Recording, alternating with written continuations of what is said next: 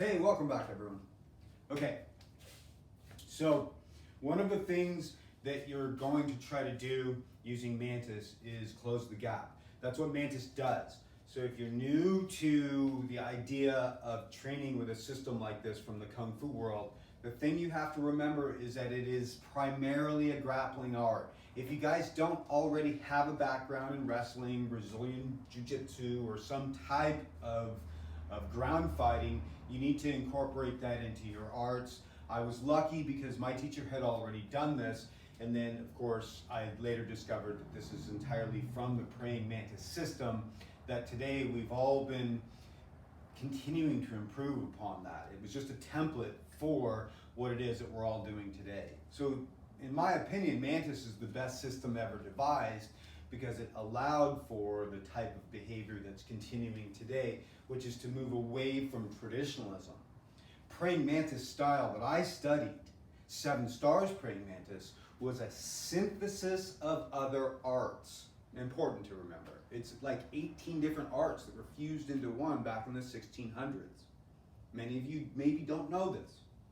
So, and there aren't very many good representations of 7 Stars Praying Mantis style in the world today. It's very rare, and I don't think I've ever seen my teacher on the internet. I don't think I ever will. So when you're moving, so if this bag is my opponent, when you're moving around an opponent to get to those areas that allow for you to close the gap, one of the things that you have to learn how to do is move your head. It's one of the foundations of most of the fighting arts. So as you're learning to move your head, you're staying in a place that you feel safe, and you should know what that is. If you don't know the areas that keep you safe, you should learn them. So what I've done in my workout floor is I've created an area where when I strike at my bag, if I don't close the gap, I can't hit it. I can't touch it. This person's just a little taller than me, like most of the people I would fight. So I think a lot of you maybe make that mistake in your gyms. So I watch a lot of your guys' training videos, and you all have your bags lowered and you make it easy for yourselves. That's good. You know, I fight a guy that's slightly taller, maybe not. So again, right foot forward for me, just because of the art that I particularly do. So whether that's what you do or not, don't worry about it, because Praying Mantis works whether it's your left foot forward or right foot forward, because it's a whole thing of principles and theories brought together.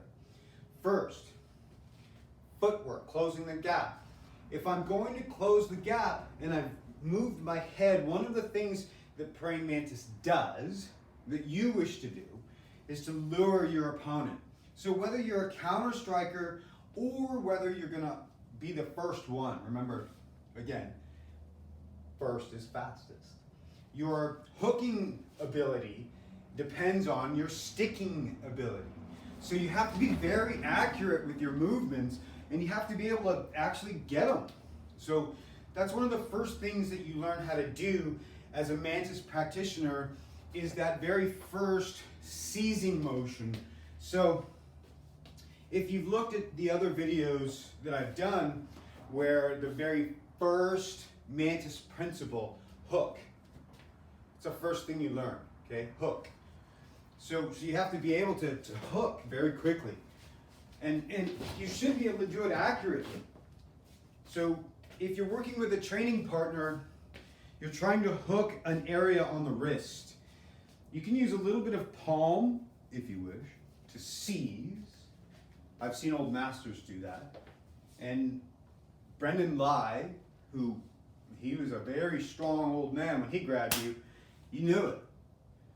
He was strong. His Mantis hooks would hang on to you a little bit, using a little palm. You can do that. When you seize though, see, I'm not using my palm there. You're kind of creating a trap that allows for your opponent to sense danger. and they're going to do something. Doesn't mean they're going to pull back that arm, but most will, especially if there's fear involved. So, and that's where they become vulnerable. And that's what you're trying to do, is to create vulnerabilities in your opponents. So Mantis does this one thing. It says, calm down. You're not in a whole lot of danger. So it lures you in a little closer than you might be used to. And I might do that by, cheating my chin forward. I've adopted that a little bit in my style of fighting. I might do little movements like that, where I poke my head out. But all I'm trying to do, and trust me, it's not that hard, is to get a guy to try to hit you in the face. So once that happens, you can start to get a sense of what his sense of depth is and his timing. So if you've stayed to the outside and you start to understand his timing, now you can start to utilize your hooks. So 1, 2, 3 is 1. So 1, 2, 3. 1, 2, 3. Now don't pay attention to the way I'm doing it right now. So if you studied a traditional art the way I did, your teacher would do something like put everyone in the room with their right foot forward, just like this. So when you're ready, he's going to start counting.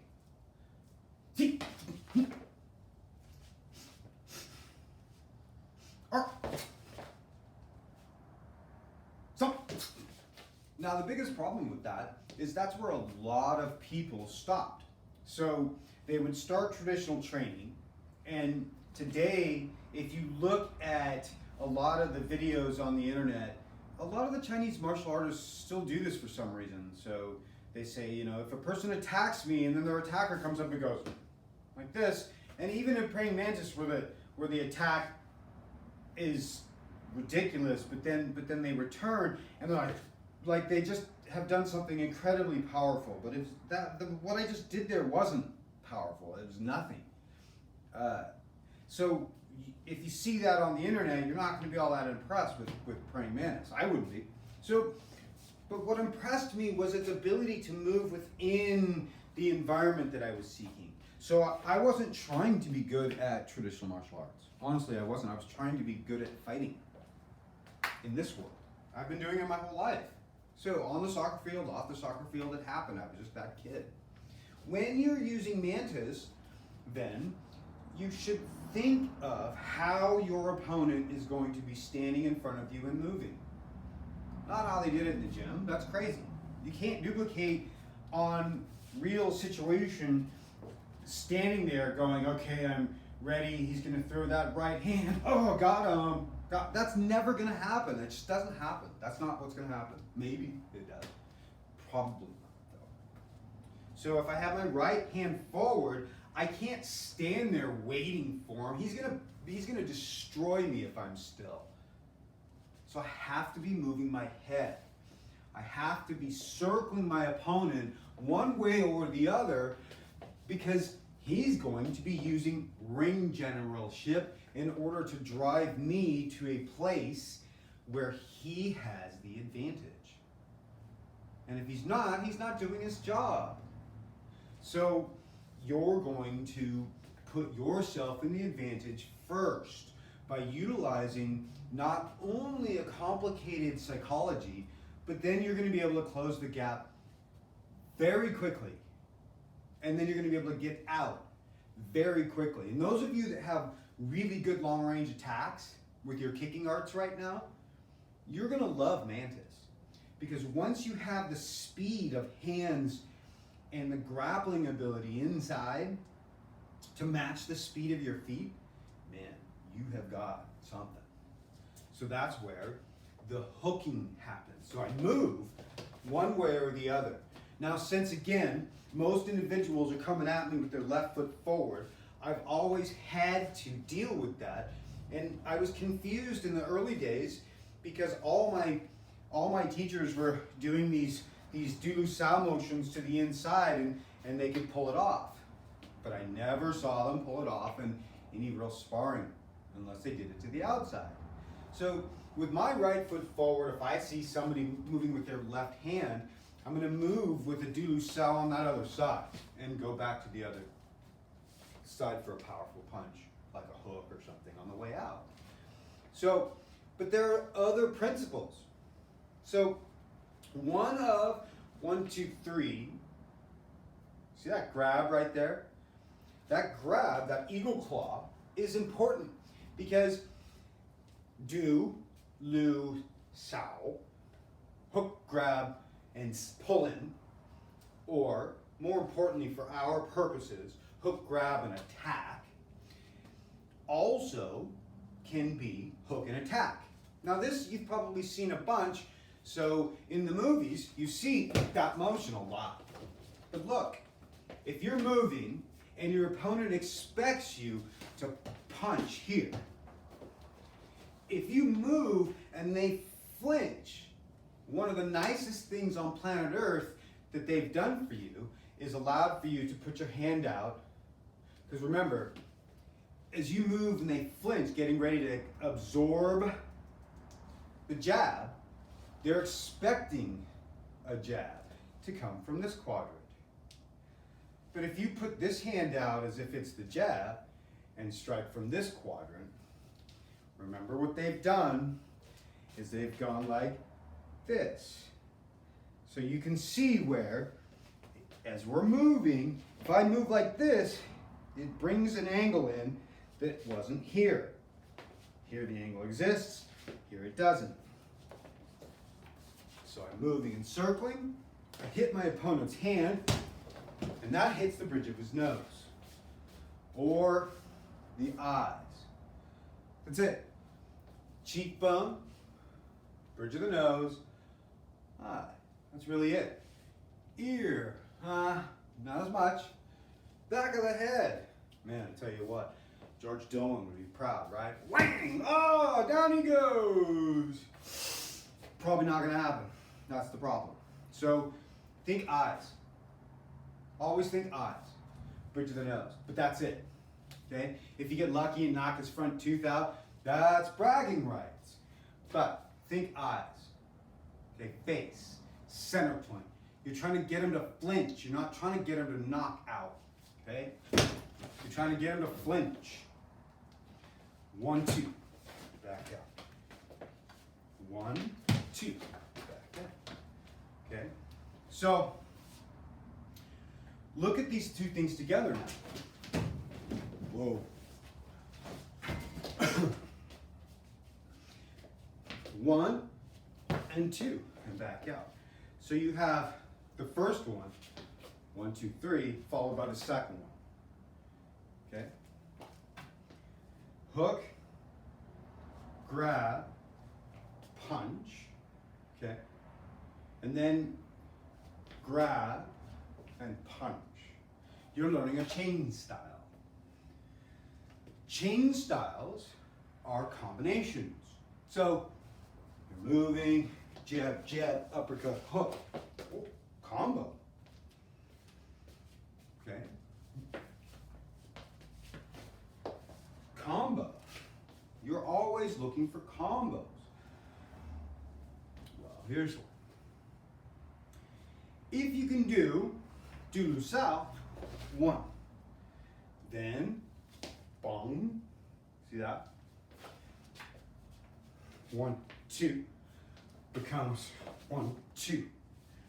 How? Your opponent's coming at you like left foot forward. You quickly move off angle. Attack the face. He blocks that crap right off the bat because he was punching you. So he's sort of stymied. But your very next move, bang, hits him right in the bridge of the nose. That's the very first pass. So you're moving. He doesn't really respect you because you're tiny, and you just pull off that motion right there. So you step and you pull that. 1, 2, 3 to the face he blocks. Punch to the face. Back out. Right foot forward. Du sao to bongda. And or hook grab punch, right? to downward chop. Should you learn those? Yes. Traditionally, they look like something like this for 1, 2, 3, 1, 2, 3, 1, 1, 1. Kung Fu is rare. True Kung Fu is not. Kung Fu simply means time and energy.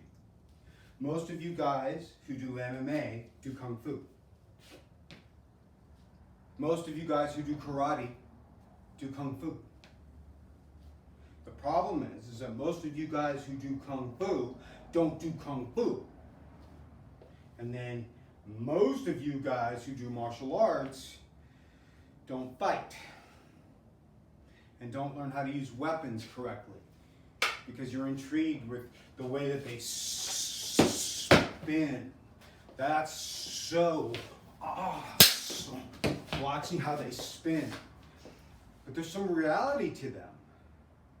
It's not about just, that spinning stuff you see. That is true to a certain degree. If you can't do that, you probably can't fight using these styles.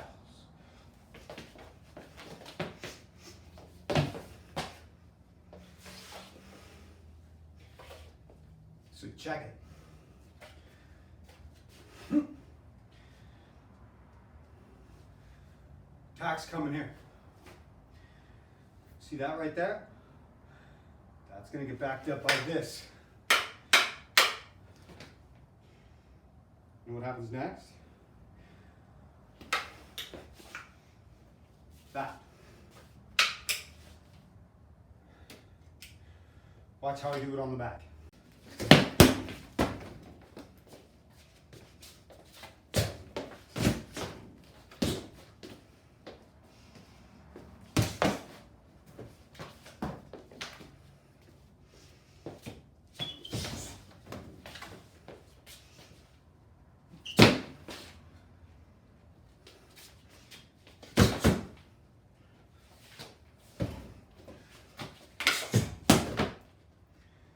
The reason you want to watch this channel is I'm going to show you how to use Mantis for real. I'll show you how to do it from my perspective, and then you can try it. I owned a school. I practiced with other individuals, as I still do today. I train every day. I suggest you do the same. I practice both forms and weapons, and mostly what I do these days is focus on knife and stick play because I find that to be the most rewarding. However, I encourage you all to explore every area of martial arts. I hope you find this to be true and you can stop all this. This is the best style. You all practice the best style. Find it. It's right in here. All right. See you on the next video.